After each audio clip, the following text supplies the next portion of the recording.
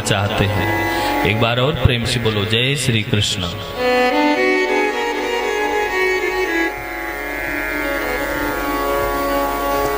अकारण करुणा वरुणालय श्री भक्त वांछा कल्पतरु भगवान श्री राघवेंद्र सरकार की कृपा से अनंत बलवंत प्रात सुवर्णीय श्री हनुमान जी महाराज की भावमयी उपस्थिति में विगत कई दिनों से बैठ करके हम और आप बाबा गोरखनाथ की इस पावन धरा पर भगवान की दिव्य श्रीमद् भागवत महापुराण की कथा को इंजीनियर साहब के यहाँ श्रवण कर रहे हैं। कथा में विराज रहे बेटा स्टेट मेरे प्रिय शिष्य जो जनपद बस्ती से चल करके आए हैं श्री लाल रामेश्वर बख्शपाल राजा साहब, पूर्वांचल का शेर कहे जाने वाले स्वर्गीय श्री वीरेंद्र शाही जी की पुत्र वधू कथा में विराज रही हैं सानू शाही एवं तमाम भगवत भक्त जिस कथा में विराज रहे हैं सबको इस व्यासपीठ के तरफ से जय श्री कृष्ण। कल के कथा में बड़ा प्यारा प्रसंग हम और आप श्रवण कर रहे थे कि गंगा जी के किनारे भगवान के परम भक्त परीक्षित जी आ गए और भैया मरने का भय तो सबको रहता है, ये निर्भय होना चाहते हैं और मृत्यु क्यों हो रही है क्योंकि एक ब्राह्मण ने एक संत ने श्राप दे दिया इति लंघित मर्यादाम तक्षकः सप्तमे हमें। जिस राजा ने मेरे पिता के गले में मरा हुआ सर्प डाला है आज के 7वें दिन वही सर्प जीवित होएगा, राजा को डसेगा और राजा की अकाल मृत्यु होएगी।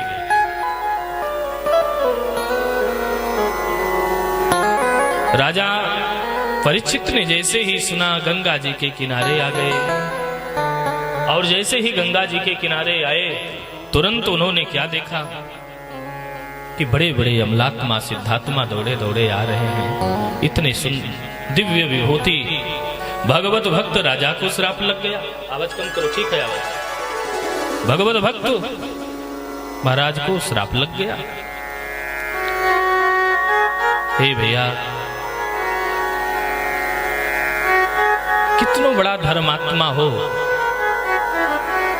जब बिगड़ने का समय आता है तो कुछ न कुछ हो ही जाता है। राजा को सुखदेव जी महाराज ने आकर के उपदेश देने के लिए जैसे पहुंचे तो राजा ने तुरंत कहा महाराज मरने वाले को क्या करना चाहिए, जिसकी मृत्यु नजदीक हो उसे क्या करना चाहिए। तो क्या पता कि हमारी मृत्यु नजदीक है कि नहीं है, ऐसा तो कोई है ही नहीं जो कह दे कल मैं रहूंगा। ये जिंदगी का क्या भरोसा, आए हो तो जाना पड़ेगा।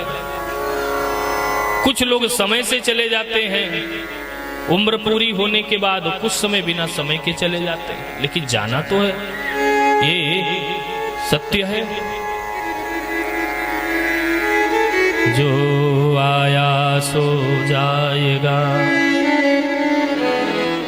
राजा रंक फकीर, कोई सिंहासन चढ़ी गयो कोई बधा जंजीर। इस दुनिया में जो आया है उसे जाना ही पड़ेगा, यही सत्य है।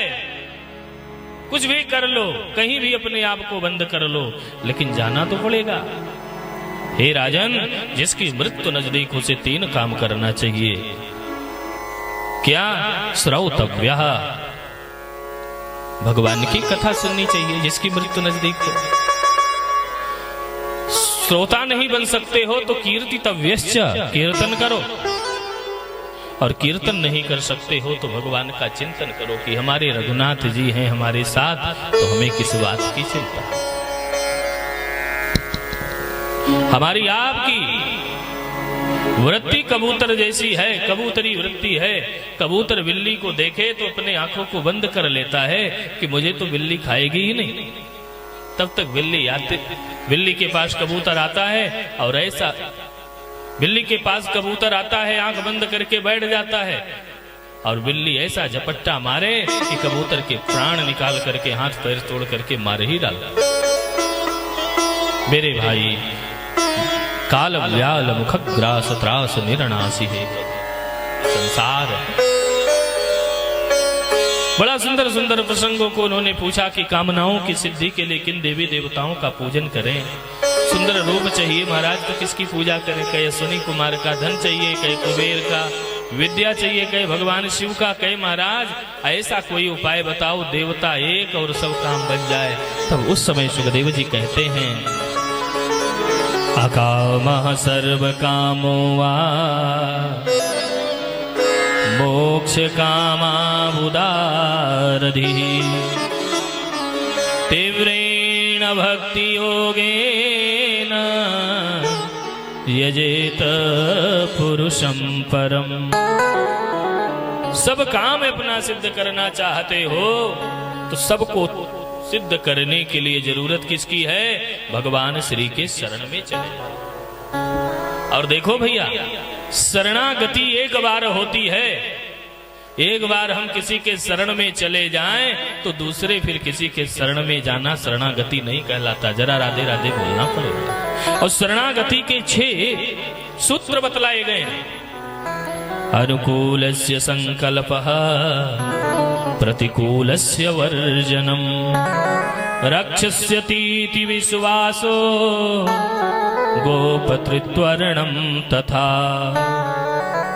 शरणागति का अर्थ होता है कि जब हम अपने स्वामी के शरण में चले जाएं, भगवान के शरण में चले जाएं, गुरु के शरण में चले जाएं तो उनके अनुकूल काम करें।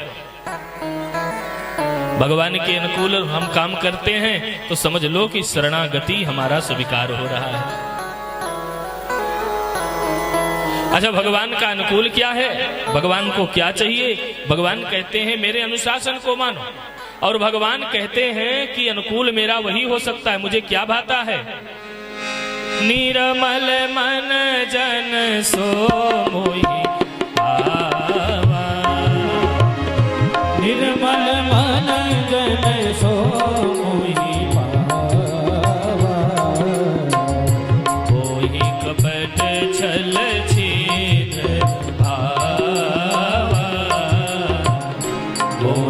कपट छल छिद्र न भावा,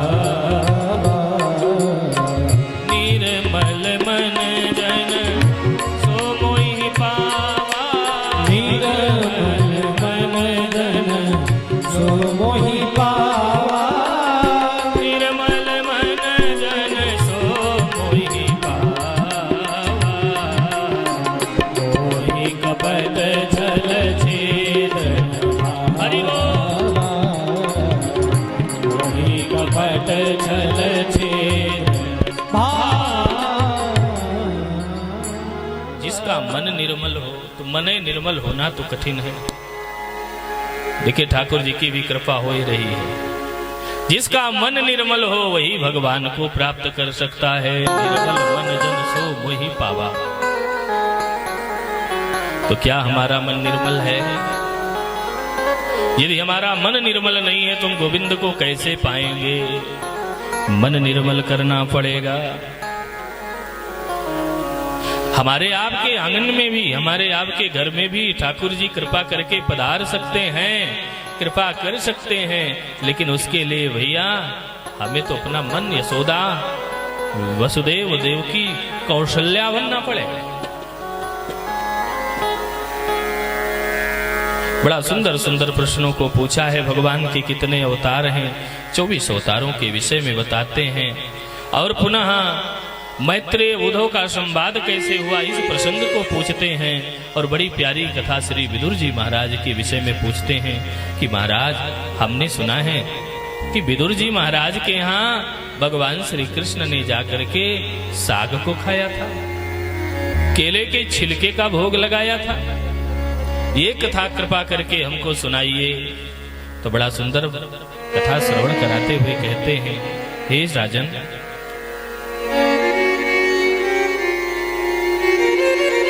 विदुर जी महाराज साधारण नहीं है।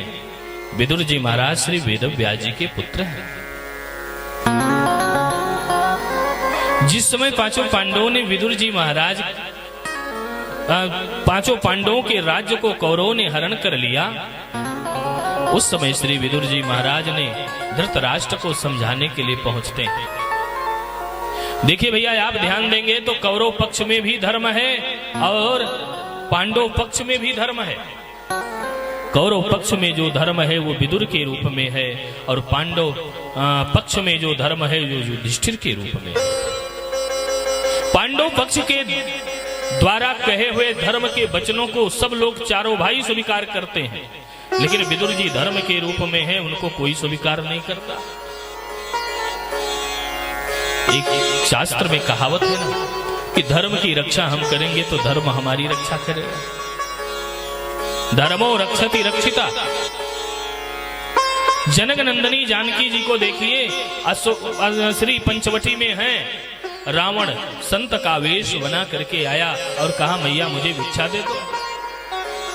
उस समय जानकी जी का क्या धर्म बन रहा था? भिक्षा देना। उन्होंने सारे मर्यादा का उल्लंघन करके रावण को जैसे ही भिक्षा दिया, रावण लेकर के उनको चला गया लंका में। लेकिन जब लंका में अकेली जानकी जी को रावण डांटने लगा, सताने लगा, तो जानकी जी ने क्या कहा था? तृण धरियोट कहते बैदेही, तृण धरियोट कहते बैदेही, सुमिरि अवधपति परम स्नेही, सुमिरि अवधपति परम स्नेही,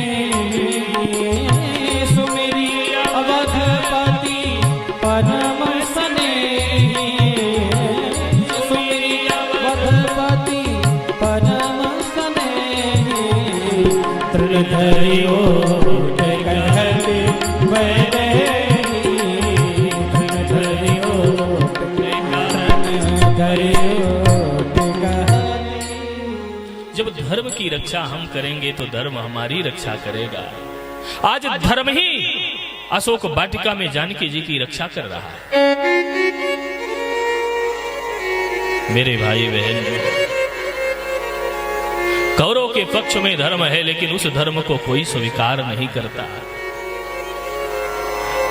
लेकिन पांडव वंश में धर्म के रूप में जो युधिष्ठिर हैं, तो उनकी बातों को हर कोई स्वीकार करता है। एक दिन की बात है, विदुर जी महाराज आकर के पांचों पांडवों की तरफ से धृतराष्ट्र को समझा रहे हैं। धृतराष्ट्र का अर्थ होता है आंखों से दिखाई न पड़े फिर भी लोभ जिसके अंदर में भरा ही भरा, वही कौन है? धृतराष्ट्र। धृतराष्ट्र को समझाते हुए विदुर जी कहते हैं, इतना समझाया है कि विदुर नीति नाम का एक ग्रंथ बन गया, लेकिन धृतराष्ट्र की समझ में नहीं आया। धृतराष्ट्र को समझाते हुए कहते हैं विदुर जी, अन्य उपार्जितम द्रव्यम 10 वर्षाणि तिष्ठति, प्राप्ते च एकादशे वर्षे समूलम तद विनश्यति। अन्याय का कमाया हुआ धन, भाई का धन, संत महात्माओं का धन, भगवान शिव पर चढ़ा हुआ धन, विटिया का धन, यदि कोई जबरदस्ती ले लेता है तो ऐसे धन व्यक्ति के जीवन में मात्र 10 साल तक टिकते हैं। 11वां लगते लगते समूलम तद विनश्यति, सब कुछ समाप्त हो जाता है। इसलिए लोग धन को जब स्वीकार करते हैं ना, अशुद्धि तो हर जगह है। सोने में भी दुर्गुण है, अन्न में भी दुर्गुण है, वस्त्र में भी दुर्गुण है। रेशमी वस्त्र पहलो तो देखो उसमें कितने जीवों की हिंसा होती है। अन्न ही हम आप खाते हैं तो पीसते समय हिंसा, कूटते समय हिंसा, खेत में बोते समय कितने जीवों की हिंसा होती है। लेकिन कहते हैं तुम ही निवेदित भोजन करहीं, जब वही भगवान को हम चढ़ा देते हैं तो प्रसाद बन जाता है, और प्रसाद में कोई कमी नहीं होती। जरा राधे राधे बोलना पड़ेगा, वो शुद्ध हो जाता है। एक भी बात को स्वीकार नहीं किया। धृतराष्ट्र बोले नहीं। विदुर जी समझा करके जब लौट रहे थे तो दुर्योधन कान लगा करके सुन रहा था। बहुत से लोगों की आदत होती है ना, वो कान लगाए ही रहते हैं कि मेरे विषय में क्या चर्चा चल रही है, जरा राधे राधे बोलना पड़ेगा।